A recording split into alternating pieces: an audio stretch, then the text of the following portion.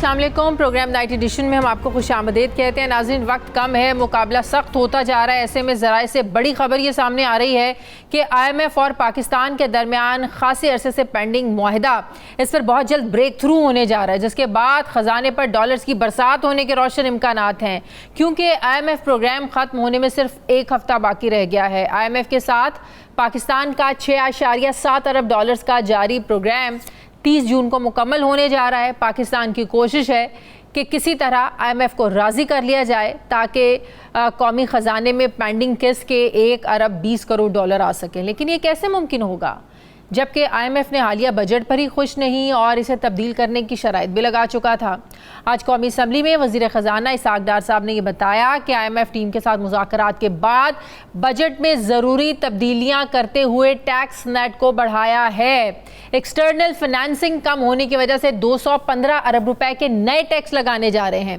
गैर तरक्याती अखराजात को भी 85 अरब रुपए कम करेंगे। इसके साथ ही डार साहब ने हमेशा की तरह बड़े पुरएतमाद लहजे में कहा कि हमने तो तमाम शराइत पूरी कर दी हैं, अब IMF से मुआहिदा हो जाए तो बिस्मिल्लाह, वरना गुजारा तो कर हो ही रहा है हमारा।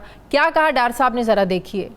हुकूमत पाकिस्तान ने तमाम नुकात पर मुकम्मल कंप्लाइंस बशमूल पर एक्शन के अप्रैल 2023 के शुरू में मुकम्मल तमाम काम कर लिया, लेकिन एक एक्सटर्नल फाइनेंसिंग गैप की वजह से हमारा केस IMF की बोर्ड के सामने अभी तक रखा नहीं जा सका। हमारे अपने लोग भी कहते हैं कि IMF नहीं हो तो पता नहीं क्या हो जाएगा। अल्हम्दुलिल्लाह, मैं कई दफा कहा कि अल्लाह ताला के ऊपर भरोसा है, IMF हो जाए बिस्मिल्लाह, खुदा ना खासा ना हो तो फिर भी गुजारा होता है। आगे भी किया, 98-99 में भी किया था, अब भी किया।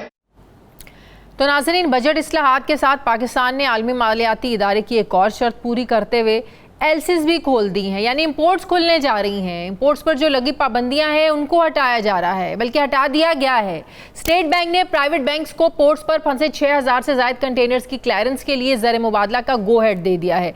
ऐसे दरामदाद की शराइत को भी मान लिया गया है। कल रात पाकिस्तानी और IMF हुकाम के दरमियान मुज़ाकरात हुए, जिसके बाद हतमी डील के अब हम करीब आ चुके हैं। जल्द ब्रेक थ्रू होने का इम्कान भी है, बस बाज़ाब्ता ऐलान होना बाकी है। इस हवाले से वज़ीर आज़म शहबाज शरीफ का भी नाम लिया जा रहा है कि वज़ीर आज़म की पेरिस में MD IMF के साथ जो मुलाकात हुई है, इस मुलाकात ने मुआहदे की राह में जो रुकावटें थी उनको दूर करने में बड़ा अहम रोल प्ले किया है। नाजरीन, लेकिन ये सब खबरें एक तरफ के ज़राए से यानी हुकूमत पाकिस्तान की तरफ से हैं, दूसरी तरफ IMF के ज़राए क्या सोच रहे हैं ये सामने आना बाकी है, क्योंकि मुआहदे की तकमील के हवाले से हमारी तरफ से पहले भी कई दावे किए गए, हर बार किए जाते रहे, हर बार मीडिया पर ये खबरें आती रहीं कि मुआहदा होने जा रहा है, आज हुआ कल हुआ, लेकिन होता क्या था? ख़जाना खाली था, खाली ही रहा। अब सवाल उठता है कि हालिया पेशरफ्तों को सामने रखा जाए तो IMF से फिर से उम्मीद बांधना क्या ये दुरुस्त होगा या अभी पाकिस्तान के और इम्तिहान बाकी हैं? सवाल उठता है कि IMF के इशारे पर हुकूमत एक बार फिर से महंगाई में जो पिस्ते ऑलरेडी अवाम हैं इस पर मज़ीद बोझ डालने जा रही है। टैक्स इकट्ठा करने के लिए FBR का टारगेट मज़ीद बढ़ा दिया गया है। क्या ये वाकई ज़मीनी हक़ाइक़ के मुताबिक है? 6 महीने के बाद इम्पोर्ट पर पाबंदी हटने से पाकिस्तानी मईशत पर इसके क्या असरात मुरतब होंगे, ज़र मुबादला पर इसके क्या असरात मुरतब होंगे, और ये फ़ैसला लेने में पाकिस्तानी हुकाम ने इतना वक्त क्यों लिया? बात करूँगी मैं डॉक्टर फ़ारूक सलीम, माहिर माशियात, मुझे ज्वाइन कर रहे हैं। अस्सलाम वालेकुम, बहुत बहुत शुक्रिया। डॉक्टर साहब, ये आपको भी पता था, हमें भी पता था कि बजट तो इन्होंने पेश कर दिया है। जिस दिन बजट पेश किया उसी दिन हम लोगों ने कह दिया था कि IMF तो इससे खुश नहीं होगा, तो बेहतर होता कि IMF से पूछ के ही आप बजट बना देते। बाद में भी तो अब आप IMF के कहने पर टैक्स टारगेट को भी आप बढ़ा रहे हैं, आप इम्पोर्ट्स भी दोबारा अपनी शुरू करने जा रहे हैं, LCs आप खोल रहे हैं, तो क्या ये बेहतर ना होता कि आप बजट ही IMF से पूछ के बढ़ा देते? बार बार आवाम पर बम गिराने से बेहतर था एक ही बार गिरा देते। देखिए, दो चीज़ें हैं। बजट में समझता हूँ उसमें सियासी पहलू ज़्यादा होता है, माशी पहलू कम होता है। क्या पाकिस्तान ने IMF के प्रोग्राम का हिस्सा बनना है या नहीं बनना, ये भी एक सियासी फैसला है। होना माशी चाहिए लेकिन फैसला सियासी है। देखिए, अगर माशी एंगल से आप देखेंगे तो मैं 2 या 4 नंबर आपके सामने रख देता हूँ, फैसला आप खुद कर सकते हैं। जुलाई और दिसंबर जो आने वाला है, अगले 6 महीने में कोई 10 से 11 अरब डॉलर की पाकिस्तान ने अदायगी करनी है। उसमें से कहा यह जा रहा है, तवक्को इस चीज़ की है कि 4 या 5 बिलियन डॉलर के रोल ओवर हो जाएंगे, बाकी $5 बिलियन की पेमेंट करना बाकी होगी। और इस वक्त खजाने में स्टेट बैंक हमें खुद से बता रहा है कि $3.5 अरब पड़ा है। तो $3.5 अरब की ज़खायर और $5 अरब की पेमेंट्स अगली 6 महीनों के अंदर। तो आप सोचिए कि बाय एंड नवंबर हमारे स्टेट बैंक के रिजर्व जो है वो तकरीबन 0 पे जाना शुरू हो जाएंगे। तो अभी जो एलसीज खोल दी इससे भी तो आपका डॉलर बाहर जाएगा ना, इससे क्या फर्क पड़ेगा? ये भी देखना बाकी है कि ये सिर्फ ऐलान है या वाकई में खोल दी गई है। लेकिन बताया जा रहा है कि लगभग 6000 कंटेनर जो है वो पोर्ट पे पड़े हैं। अगर हमारे पास वाकई में $3.5 अरब हैं जो स्टेट बैंक अपने रिजर्व शो कर रहा है, तो फिर कहाँ तक खोले जाएंगे, किन अमाउंट पे खोले जाएंगे, किन अशिया के ऊपर ये एलसी खोली जाएंगी, ये सब सवालात हैं अभी। इनका जवाब ओनली टाइम विल टेल। इस वक्त तो हमारे पास रिजर्व नहीं है। आप अंदाजा कीजिए कि अफगानिस्तान का जो सेंट्रल बैंक है उसके पास $9 अरब पड़ा है, हमारे पास $3 अरब पड़ा है। दुनिया का जो सबसे छोटा मुल्क कहलाता है, जो जिसका टोटल रकबा जो है वो 110 एकड़ का है, वेटिकन सिटी, उसके पास $4 बिलियन पड़ा है, हमारे पास $3.5 बिलियन है। दुनिया में शायद 4 या 5 मुल्क ऐसे हैं जिनके फॉरेन एक्सचेंज के ज़खायर जो है वो हमसे कम है। तो डार साहब को अभी भी कोई शकूक व शुबात हैं आईएमएफ के साथ मुआहदा डील आगे ना बढ़ने की या पैसे ना मिलने की? क्योंकि उन्होंने असेंबली में ये कहा कि हमने तो भाई अब शराइत पूरी कर दी हैं, मुआहदा करना है तो बिस्मिल्लाह, वरना गुजारा तो हो ही रहा है। देखिए, आईएमएफ ने बड़े वाज़ेह तौर पे 4 शराइत बार बार उसने जिक्र भी किया है, खत में लिख के भी दिया है, वज़ीर आज़म साहब से भी ये जिक्र कर चुके हैं। एक तो उन्होंने कहा कि बजट के जो पैरामीटर्स हैं वो आईएमएफ के प्रोग्राम के मुताबिक नहीं। दूसरा उन्होंने कहा ये टैक्स एमनेस्टी, वो किस कॉन्टेक्स्ट में पैरामीटर्स की बात वो किस कॉन्टेक्स्ट में कर रहे हैं? देखिए, 2 उनके बड़े जो हैं वो ऑब्जेक्शन आते हैं। एक तो ये कि जो $9.2 अरब का 9.2 ट्रिलियन रुपीस का, यानी कि 9,200 अरब रुपए का जो टारगेट रखा गया है रेवेन्यू का, वो उसकी डिटेल मांग रहे हैं कि वो आप बताएं कि वो आप कैसे उसको इकट्ठा करेंगे। अभी 9,200 की डिटेल हमने देना बाकी है कि अभी हमें वज़ीर ख़ज़ाना साहब ने बताया कि वो टारगेट जो है वो 9,200 से 9,400 पे जा रहा है। दूसरा एक नॉन टैक्स रेवेन्यू कहलाता है जो 2000। ये नए टैक्सेस किस सेक्टर में लगने जा रहे हैं? आम बंदे पे ये टैक्स लगेंगे? किन किन चीज़ों पे ये टैक्स लगने जा रहे हैं? जी, मुझे ये महसूस ये हो रहा है कि जो PDL कहलाता है, पेट्रोलियम डेवलपमेंट लेवी या पेट्रोलियम लेवी कहलाता है, जो डीजल और पेट्रोल की कीमतों के ऊपर टैक्स लगता है, उसमें 50 रुपए फी लीटर से जा रहे हैं 60 रुपए फी लीटर। तो इसका मतलब है अगर आपने पेट्रोलियम की इन चीज़ों पे टैक्स लगा दिया तो ऑटोमेटिकली तो हर चीज़ बढ़ जाएगी। सिरा ही पेट्रोलियम मसनूआत से शुरू होता है। जी बिल्कुल ऐसे ही है। जो और IMF की शराइत थी उसमें जो फाइनेंसिंग गैप है कहीं $2 बिलियन का, उसके मुताबिक कुछ नहीं बताया गया। वज़ीर ख़ज़ाना साहब ने कुछ नहीं कहा। जो एक्सचेंज रेट के हवाले से उनकी ऑब्जेक्शन आती है कि हमारे यहाँ एक इंटर बैंक रेट है, एक अनडॉक्यूमेंटेड हवाले का रेट है, एक अनडॉक्यूमेंटेड ओपन मार्केट का रेट है, एक पेशावरी रेट चलता है, एक काबली रेट चलता है, एक दुबई पहुंच रेट चलता है। अब बड़े कम ममालिक हैं दुनिया में जहाँ पे ऐसे मल्टीपल एक्सचेंज रेट होते हैं। बहुत मेजॉरिटी ऑफ द वर्ल्ड में एक ही रेट होता है जो इंटर बैंक रेट कहलाता है। उसके मुतालिक भी कुछ नई चीज नहीं बताई गई। फाइनेंसिंग गैप के हवाले से टैक्स एमनेस्टी का $1 लाख का जिक्र किया गया था, वो भी शायद IMF को मंजूर नहीं है। उसके मुतालिक भी कुछ नई बात नहीं बताई गई। अच्छा जरदारी साहब, आपको पता है हमेशा से मसाके मईशत की बात करते हैं, क्या वाकई हमारी मईशत में इस वक्त इतने मसाइल इस हद तक हैं कि मसाके मईशत करने के लिए तमाम सियासी जमातों को इख्तलाफात होने के बावजूद इस एक एजेंडे पर, इस एक नुक्ते पर इकट्ठा होना पड़ेगा? और इसके लिए क्या चीज़ें ज़रूरी हैं तमाम सियासी जमातों के लिए? देखिए, बात तो बहुत अच्छी लगती कि सारी सियासी जमातें इत्तेफाक राय कर लें और एक मिनिमम इकनॉमिक एजेंडा या चार्टर ऑफ इकॉनमी के ऊपर उनका इत्तेफाक राय हो जाए। लेकिन मैं ये सोचता हूँ कि देखिए, जो सबसे बड़े प्रॉब्लम्स है पाकिस्तान के, लेट्स सी सबसे बड़ा इशू हमारा है जो हमारा बिजली का शोबा है, उसमें 2,500 अरब रुपए का एक गर्दिशी कर्जा खड़ा हो गया। अब जब पीटीआई, जब पीपल्स पार्टी की हुकूमत आई थी, उस वक्त भी वो गर्दिशी कर्जा पड़ रहा था। उसमें चार्टर ऑफ इकोनॉमी की क्या जरूरत थी? अगर हुकूमत की नीयत होती, हुकूमत की काबिलियत होती तो उसको कम कर लेती।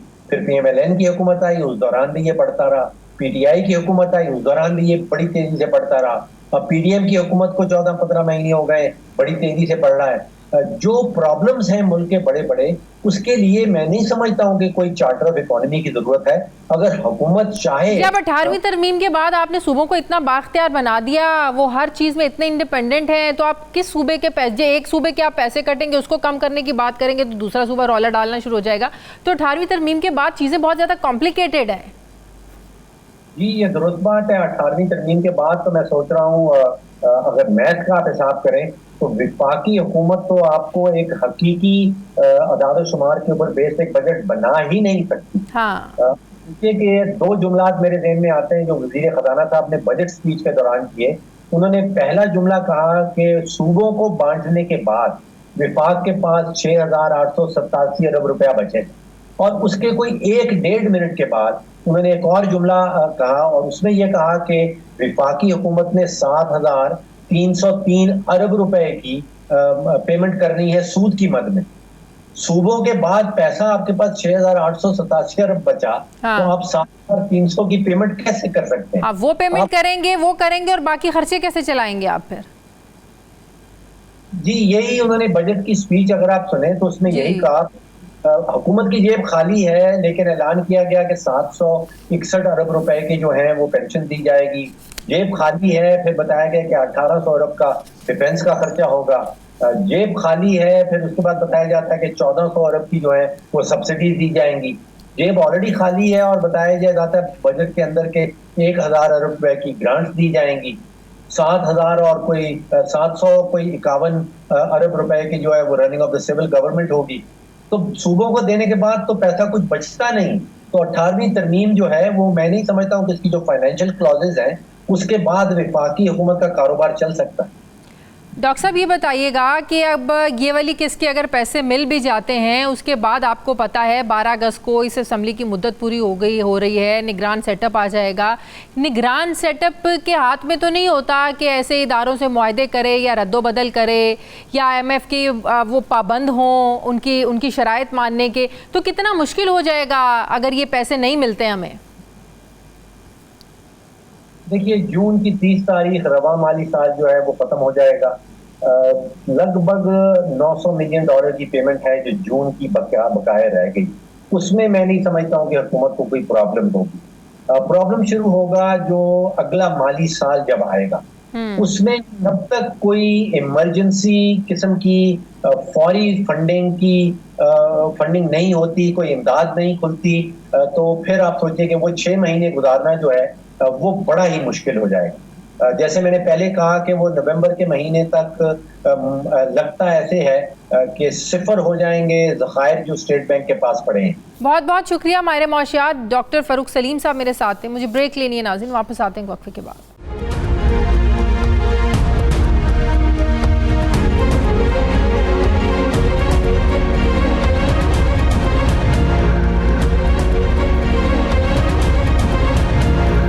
ब्रेक के बाद एक बार फिर से आपको खुशामदीद कहते हैं नाज़रीन। जहांगीर तरीन के इस्तेहकाम पाकिस्तान पार्टी का जहाज़ पाकिस्तानी सियासत के रनवे पर उड़ान भरने को खड़ा है, क्योंकि 9 मई वाक़यात के बाद जिस तेज़ी से PTI छोड़ने वाले बड़े बड़े नाम इस्तेहकाम पाकिस्तान पार्टी में शामिल हुए, तवक्को तो ये की जा रही थी कि ये पार्टी किंग्स पार्टी होगी और बहुत जल्द सिर्फ PTI बल्कि मुस्लिम लीग नून और पीपल्स पार्टी को भी टफ टाइम देगी। लेकिन ये क्या, बात बढ़ने की बजाय थोड़ी ठंडी पड़ती हुई नज़र आ रही है। पार्टी की लॉन्चिंग सेरेमनी में अफसरदा नज़र आने वाले चेहरे अभी तक मंजर से गायब हैं और वो ये मानने को तैयार ही नहीं है कि उन्होंने इस्तेहकाम पाकिस्तान पार्टी को ज्वाइन किया है, बल्कि उनके पार्टी ज्वाइन करने पर ही बहुत सारे सवालात उठ खड़े हुए हैं।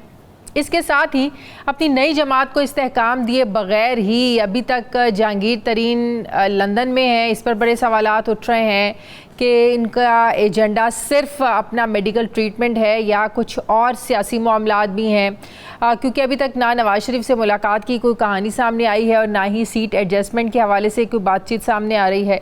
अभी तक पार्टी जो है वो इलेक्शन कमीशन में रजिस्टर्ड हुई, ना ही पार्टी का मंशूर अभी तक सामने आया है। इस हवाले से ही बताया जा रहा है कि बड़ी ईद के बाद ये दोनों बड़े काम होने जा रहे हैं। क्या वाकई इस्तेहकाम पाकिस्तान पार्टी अपने मंशूर से आवाम को मुतासिर कर पाएगी? मंशूर में ये देंगे क्या? कैसे लोगों को अपनी तरफ अट्रैक्ट करेंगे? पार्टी में शामिल होने वाले ऐसे रहनुमा जिनके दिल कहीं और, ज़बान कहीं और है, इस कन्फ्यूजन का हल क्या निकाला जाएगा? नाजरीन, दूसरी तरफ पाकिस्तान में आम इंतखाबात वक्त पर होंगे या नहीं, ये सवाल तो अपनी जगह पर आज भी खड़ा है। बज़ाहिर किंग्स पार्टी की दौड़ में 3 सियासी जमातें, पाकिस्तान मुस्लिम लीग नून, पाकिस्तान पीपल्स पार्टी और नई बनने वाली जमात इस्तेहकाम पाकिस्तान पार्टी नज़र आ रही है। तहरीक इंसाफ कहीं नज़र नहीं आ रही है। ऐसे में 9 मई के वाक़यात के बाद PTI को इलेक्शन में लेवल प्लेइंग फील्ड मिलेगी या नहीं, ये सवाल भी अपनी जगह पर मौजूद है। पाकिस्तान मुस्लिम लीग नून की बात करें तो नवाज़ शरीफ की वतन वापसी के हवाले से भी बातचीत हो रही है। हतमी डेट सामने नहीं आई है। आज नवाज़ शरीफ साहब लंदन से दुबई पहुंचे हैं। मरीम नवाज़ पहले ही दुबई पहुंच चुकी हैं। दूसरी तरफ जरदारी साहब लाहौर में हैं। जोड़ तोड़ की सियासत उरूज पर है। पिछले चंद दिनों में बजट को लेकर पाकिस्तान पीपल्स पार्टी और नून लीग में इख्तलाफात सामने आए, जिसके बाद ये खदशा जाहिर किया जा रहा था कि हो सकता है कि PTI में इत्तेहाद हुकूमत के खात्मे से पहले ही टूट जाएगा और पीपल्स पार्टी नून लीग के साथ हाथ कर जाएगी। लेकिन कल हमने कौमी असम्बली में देखा कि बिलावल भुट्टो जरदारी तो शहबाज शरीफ की तारीफ़ों के पुल बांध रहे थे। फिर लाहौर में आसिया अली जरदारी ने भी ये वाज़ेह किया कि मैंने कभी किसी को धोखा नहीं दिया, ना ही मुस्लिम लीग नून को धोखा दूंगा। क्या कहा जरदारी साहब ने, ज़रा देखिए। सियासत में बात करनी है तो बिलावला आ जाना। पहली बात है कि मैंने किसी को धोखा नहीं दिया, तो PMLN को मैं धोखा नहीं दूंगा। अब सवाल उठ रहा है कि ऐसी क्या वजह बनी है कि नाराज़ पाकिस्तान पीपल्स पार्टी को नून लीग की तारीफ़ें करना पड़ रही हैं। सवाल उठ रहा है कि पीपल्स पार्टी और नून लीग का इत्तेहाद क्या आइंदा हुकूमत में भी चलता रहेगा या अपनी अपनी सियासत को लेकर हुकूमतों में अपना अपना हिस्सा निकालेंगे? इस्तेहकाम पाकिस्तान में तहरीक इंसाफ छोड़ने वालों की मुसलसल शमूलियत के बाद पार्टी अगर वाकई इस्तेहकाम पकड़ गई तो उन्हें कबूलियत के साथ साथ मकबूलियत भी मिल गई तो इक़्तिदार के ऐवानों का फिर मंजर क्या होगा? क्योंकि चेहरे तो वही होंगे। मैं बात करूंगी, मुझे ज्वाइन कर रही हैं इस्तेहकाम पाकिस्तान पार्टी की रहनुमा डॉक्टर फिरदौस आशिक अवान साहिबा। अस्सलाम वालेकुम, बहुत बहुत शुक्रिया डॉक्टर साहब आपका। डॉक्टर साहबा, ये कन्फ्यूजन क्लियर कर दें जो अभी तक हो नहीं रही है। तकरीबन 1 महीना भी हो गया है तहरीक इंसाफ के उन लोगों जिन्होंने छोड़ी और डिनर पर शामिल हुए, बाद में वो लोग ये बात मानने को तैयार नहीं है कि उन्होंने पार्टी को ज्वाइन किया है और वो अभी भी ये कहते हैं कि वो तो सिर्फ डिनर के लिए गए थे, खाने के लिए गए थे, वो उनका कोई इरादा नहीं है पार्टी ज्वाइन करने का। तो ये ज़रा क्लैरिटी दे दें कि क्या वाकई उन 4-5 जो प्रोमिनेंट वो चेहरे हमें स्टेज पर बैठे नजर आ रहे थे मुंह छुपाए हुए, वो पार्टी अभी तक उन्होंने ज्वाइन नहीं की और ना ही करेंगे? सबसे पहली बात तो ये है कि आप भी अपने ज़हन से पहले ये निकालें जरा जो बहम है और जो आपको खदशा है और जो आपके कंसर्न्स हैं कि ये जमात जो है वो किसी टाइम पास चंद लिमिटेड अरसे के लिए तश्कील दी गई है या किसी जमात को सपोर्ट करने के लिए दी गई है या किसी स्पेसिफिक एजेंडे पे इसको खड़ा किया गया है। तो पहले तो आपकी क्लैरिटी जरूरी है ना, ताकि लोगों की क्लैरिटी तो मैं बाद में करूंगी ना। नहीं, मेरी क्लैरिटी आपको मेरे आपको मिस क्लियर में कहाँ पे लगी आपको? नहीं, आपकी क्लैरिटी इसलिए जरूरी है कि first I need to convince you so that you can convince others. और उसकी बात ये है कि आपका जो नुक्ता नजर है कि हमें इस वक्त जो इस्तेहकाम पाकिस्तान पार्टी का स्ट्रक्चर है, देखिए कोई भी जमात जो है जब मर्ज वजूद में आती है तो उसका एक प्रोसेस होता है। आपने पार्टियां बनते नहीं देखी, जितनी भी पार्टियां थी अक्सरियत आपके टीवी पे बैठने से पहले की बन गई हुई है। तो आपने पार्टियों को डिस्कस किया, डिबेट किया। पार्टी बनाने के लिए एक फॉर्मेट है, प्रोसेस है, मैकेनिज्म है, एक टीम वर्क है, एक मैनिफेस्टो। काफ लीग बनते देखी हुई है। जब जर्नलिज्म मैंने शुरू की थी तभी उस वक्त काफ लीग जिस तरीके से निकाली गई ना जी 20-22 साल पहले, तो अभी तो फिर आप ये नहीं कह सकती कि मैंने पार्टियां बनती देखी नहीं। पार्टी मेरे सामने वो बनी। आप मेरी बात सुन लें ना, इस बहस में गए बगैर कि आपका कितना पॉलिटिकल एक्सपोजर है या आपकी कितनी पॉलिटिकल जो है ओरिएंटेशन है, यकीनन बहुत ज्यादा होगी। मैं सिर्फ ये कह रही हूँ कि जो किसी जमात को रजिस्ट्रेशन करने के लिए 3000 उसके आईडी कार्ड मेंबर्स और वोटर सपोर्टर जो हैं वो चाहिए, जो हमने वो प्रोसेस मुकम्मल कर लिया। उसका एक तंजीमी ढांचा चाहिए जो हमने मुकम्मल कर लिया। उसके रीजन के अंदर जो है वो एक रीजनल कोऑर्डिनेशन स्ट्रक्चर चाहिए जो हम अनाउंस कर चुके हैं, और उसको हमने 10 दिन का टाइमलाइन दी कि वो अपने डिस्ट्रिक्ट कोऑर्डिनेशन कमेटीज को बनाए, ताकि हम डिस्ट्रिक्ट के साथ कनेक्ट होकर तहसील यूसी लेवल पे जाके कॉन्स्टिट्यूएंसी पॉलिटिक्स में एंगेज हो जाएं। चलें, ये तो होगी ना, बिल्कुल ठीक है। ये तो आपका नीचे वाला स्ट्रक्चर हो गया ना जो आपने इलैबोरेट कर दिया। आपने कही कि जो लोग आए थे क्या वो डिनर के लिए आए थे, तो वो भी सुन लें कि उसमें मौलवी महमूद साहब की आपने बात की थी, टीवी पे मैं सुनती रही, उनकी गुफ्तगू हाईलाइट करते रहे मीडिया। कल से वो सिंध के प्रेसिडेंट जो है वो IPP के अनाउंस हो चुके हैं, और आपके प्रोग्राम के जरिए मैं उनको मुबारकबाद भी देती हूँ। और एक सिंध के स्ट्रक्चर को अब आगे कंप्लीट करने के लिए जो अगला वे फॉरवर्ड है वो वहाँ का सदर तय करेगा, और बाकी हमारी क़यादत उसको सपोर्ट करेगी। जो तीसरा पॉइंट, जो शर्मीली दुल्हन की तरह वहाँ बैठे हुए लोग थे, आपका उनके हवाले से जो कंसर्न है उसमें मैं ये कहना चाहती हूँ कि देखिए, IPP ने किसी को भी दावत दे के बकायदा दावतनामे प्रिंट करके, हमने किसी को काले करके ना मदऊ किया, ना बुलाया, ना हमने उनसे गुजारिश की कि आप आके हमें जरूर ज्वाइन करें। वो लोग जो उस प्रोग्राम में आए थे वो अपनी मर्जी से आए थे। माजरत के साथ डॉक्टर साहिबा, किसी के खाने पे कोई बिन बुलाए नहीं जाता, और जिस स्ट्रेचर के वो लोग हैं किसी के खाने पे बिन बुलाए तो कोई नहीं जा सकता ना।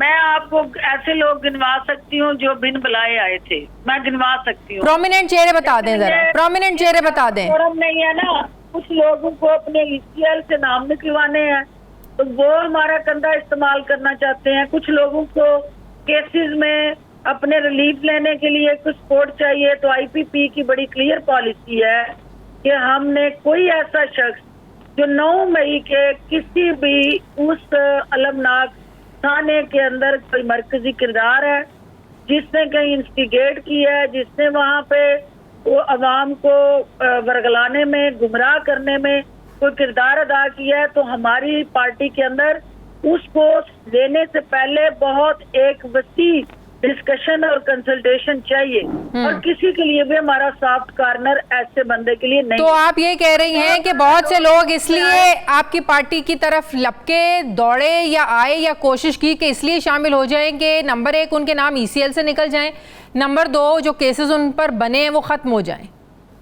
देखिए, IPP के अंदर आने वाला वो शख्स या वो फर्द या वो अफराद या शख्सियात जो क्लैरिटी के साथ नहीं आए, जिनकी कंफ्यूजन का आप जिक्र कर रहे हैं कि उनका दिल कहीं, दिमाग कहीं, जबान कहीं, तो हमें उन सारे लोगों का ये एक प्लेटफॉर्म है हमारा, इसमें किसी के आने पे पाबंदी नहीं है।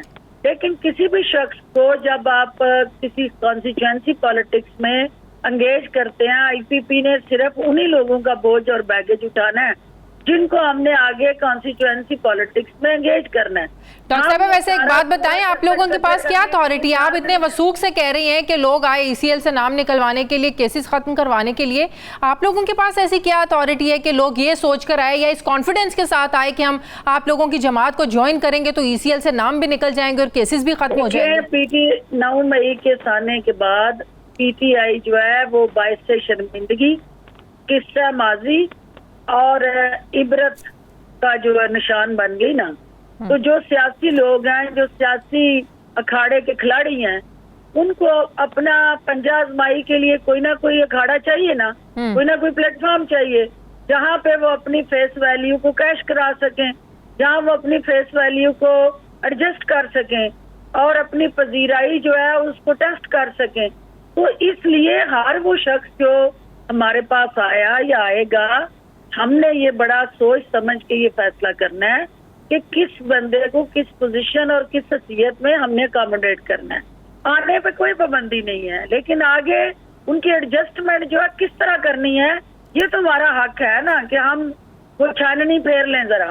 तो दूसरी बात आपने जो कही, लेकिन आप ये भी तो देखें ना कि आप लोगों के पास ऐसी क्या कैपेसिटी है जो पार्टी को चला रहे हैं, वो खुद नाअहल हैं, वो खुद सजा याफ्ता हैं, उनके पास मैडम आप ये मुझे बताएं कि किसी जगह भी सियासत के अंदर पाकिस्तान का आइन जो है उसको right of freedom and expression जो देता है, किसी शख्स को सियासत में हिस्सा लेने पे कोई पाबंदी नहीं, कोई ओहदेदार या उसका पार्लियामेंट तक रसाई के हवाले से कोई कानूनी जो है रिस्ट्रिक्शन या उसके साथ जुड़े कुछ मसाइल हैं आईनी और कानूनी, उनको भी वक्त आने पे हम सॉर्ट आउट करेंगे। किसी जमात का सरपरस्त बनना उसके लिए आइन में कोई कदगन नहीं है। इसलिए मैं कह रही हूँ कि आप उसको पूरी तरह से एवेलुएट करें कि किसी नाअहल शख्स का किसी जगह नहीं लिखा कि वो किसी सियासी जमात का सरपरस्त नहीं बन सकता। लेकिन आप ये तासुर तो ना दें कि आपके प्लेटफॉर्म को लोग इस्तेमाल करना चाहते हैं, क्योंकि जिस प्लेटफॉर्म की आप बात कर रही हैं उसको चलाने वाला शख्स वो अपनी सजा नहीं आज तक खत्म करवा सके, नाअहली नहीं खत्म करवा सके, तो वो कैसा प्लेटफॉर्म है? जब कोई प्लेटफॉर्म बनता है तो उसमें हर तरह के लोग आते हैं, आने की कोशिश करते हैं। आगे फिल्टर लगाना होता है लीडरशिप ने, उन्होंने देखना होता है कि हमने किस तरह किसको कहाँ एडजस्ट करना है, और जिनको हम एडजस्ट नहीं कर पाएंगे हम उनके साथ किसी कमिटमेंट के लिए आने वाले इलेक्शन के लिए क्यों लोग आते हैं किसी प्लेटफॉर्म पे कि they want to get the ticket of that party. तो अगर वो पार्टी जो है वो टिकट देने के लिए किसी भी जगह पे उस हल्के में ऑलरेडी पहले से लोग ज्वाइन कर चुके हों तो किस तरह किसको एडजस्ट कर, तो मुस्तकबिल में किस पार्टी के साथ कोई सीट एडजस्ट, जवाबात तलाश करने जरूरी है ना। सीट एडजस्टमेंट मुस्तकबिल में किसी पार्टी के साथ हो सकती है? देखिए ये एक it's too early to comment on that, लेकिन एक बात है कि हमें एक इंडिपेंडेंट फोरम है, एक इनफरादी हमारी हैसियत है, एक इनफरादी शनाख्त है। जब इलेक्शन शेड्यूल आए तो उसके बाद हम ये चीजें डिस्कस करेंगे कि किस हल्के में हमने किस जमात को स्पेस देनी है और किससे स्पेस लेनी है। ये उस वक्त की तय करने वाली चीजें हैं। अभी इस वक्त आपने कहा तो उसके बाद एक लंबी खामोशी है। मैं आपको ये बताना चाहती हूँ कि हमारे दर्जनों लोग जमात के अंदर इलेक्टेबल टिकट होल्डर और सबका MPMNA आपके इसी अगले हफ्ते में शामिल होने जा रहे हैं। अच्छा। और हम वो पावर शो जो है अपने उन इलेक्टेबल का करने जा रहे हैं, तो हम खामोश नहीं बैठे हुए। वो इलेक्टेबल्स तहरीक इंसाफ के ही लोग हैं या और पार्टियों से भी इलेक्टेबल्स आ रहे हैं आप लोगों के पास? जो भी अपनी फेस वैल्यू रखता है हल्के के अंदर, उसका कोई से है, कोई अवाम के करीब है या अवाम का उसको एतमाद हासिल है, मुल्क के साथ वफादार है और पाकिस्तान के लिए कुछ करना चाहता है, तो वो यकीनन IPP का हिस्सा होगा। बहुत बहुत शुक्रिया डॉक्टर फिरदौस आशिकावान साहबा मेरे साथ थी। शुक्रिया आपका। मुझे ब्रेक लेनी, नाज़रीन वापस आते हैं एक वक्फे के बाद।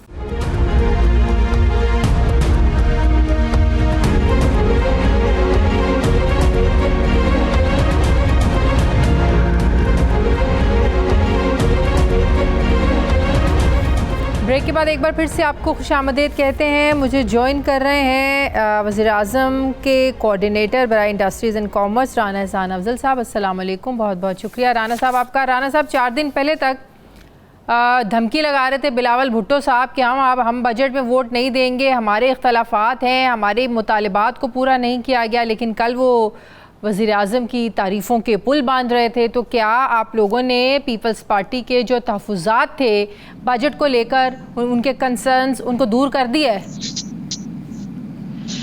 बिस्मिल्लाहिर्रहमानिर्रहीम।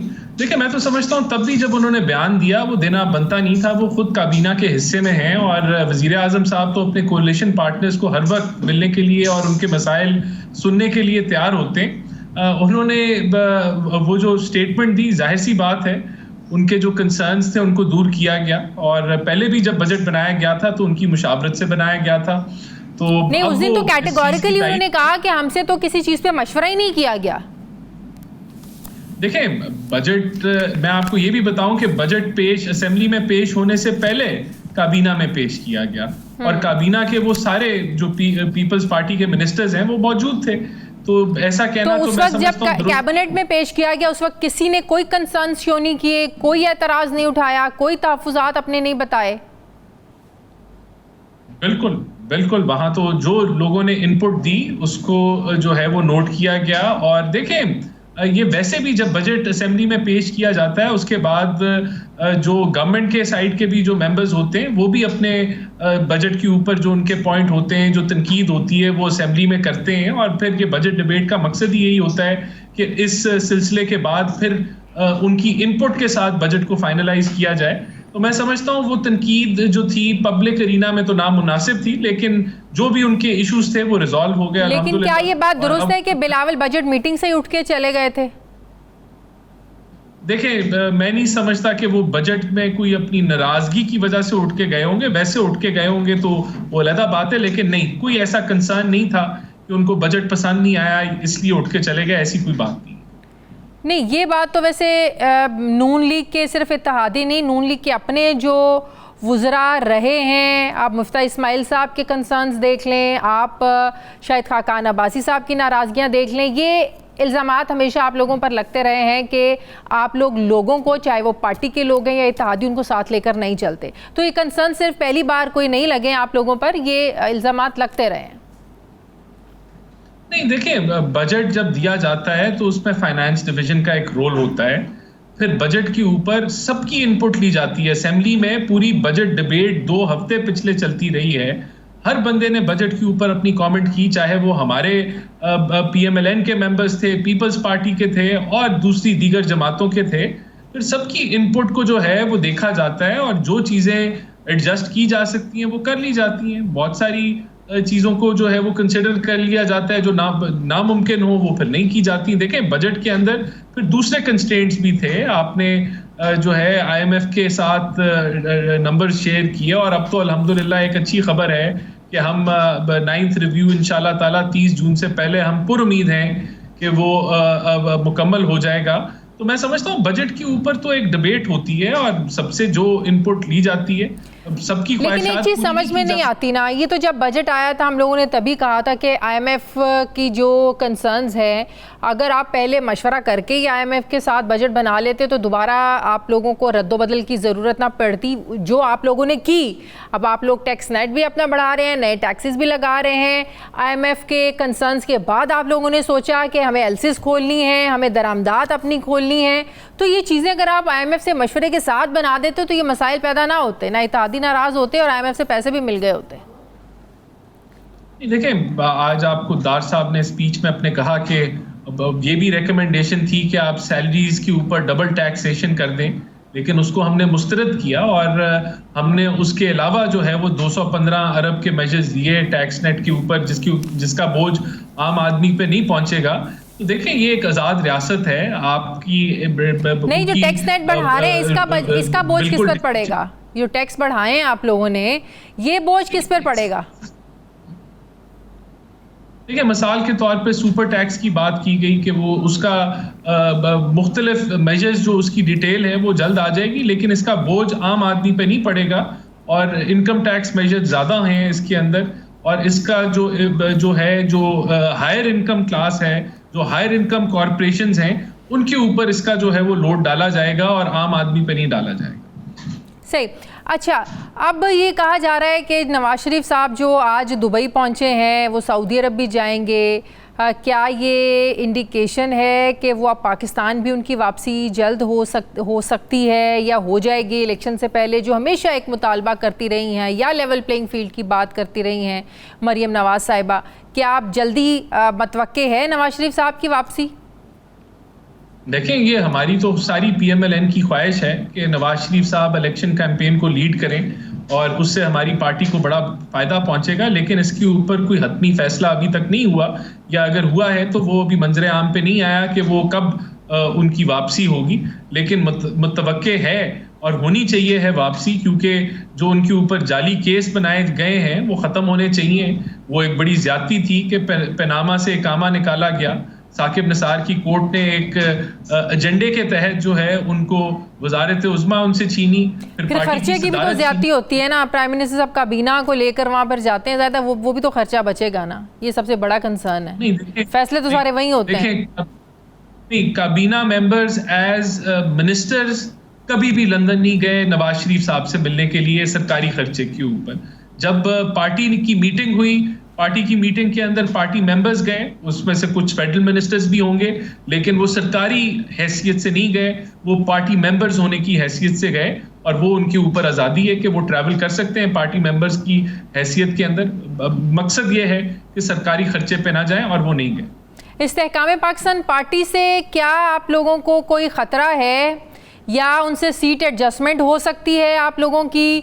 आप लोगों को लग रहा है कि ये किंग्स पार्टी है, लॉन्च हुई है या लॉन्च किया गया है? देखिए, बड़ी सिंपल सी बात है।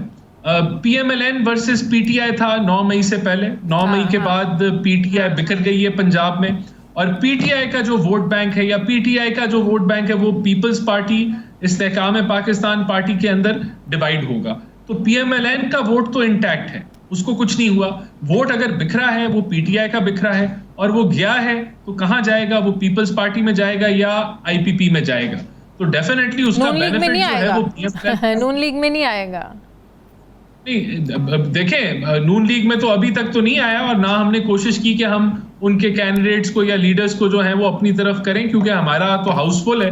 लेकिन इसका बेनिफिट PMLN को मिलेगा, क्योंकि PTI का वोट तकसीम होगा, 3 पार्टीज में तकसीम होगा, तो बेनिफिशरी PMLN होगी। और यही वजह है कि इंशाल्लाह PMLN 2/3 अक्सरियत में पंजाब में हुकूमत बनाएगी। क्या वेलकम करेंगे आप अगर PTI के जो लोग PTI छोड़ रहे हैं या जो इस्तेहकाम पाकिस्तान पार्टी ज्वाइन नहीं करना चाहते हैं, नून लीग उनको वेलकम करेगी? देखिए, नून लीग का जो इशू है वो ये है कि नून लीग की जो बस है उसके अंदर सारी सीटें फुल हैं, और पीछे लाइन भी लगी हुई है। लोगों को की ख्वाहिश है कि वो इस बस के अंदर बैठे। तो या तो हमें अपने वो जो पुराने साथी जो सीटों पे बैठे हैं उनको हमें उठाना पड़ेगा, और फिर किसी वो उठाने का नतीजा आप लोगों ने पिछले साल ज़िमनी इंतखाबात में देख लिया था। बड़ा जबरदस्त नतीजा मिला था आप लोगों को। बाद में मेरा मशवरा तो यही होगा पार्टी को, अपने लोगों को कभी सीट से उठाना नहीं चाहिए। नहीं उठाना चाहिए, मैं एग्री करता हूँ। ये भुगत चुके हैं आप लोग। बिल्कुल। अच्छा, सीट एडजस्टमेंट हो सकती है? देखिए, सीट एडजस्टमेंट तो इसको हम रद्द नहीं कर सकते।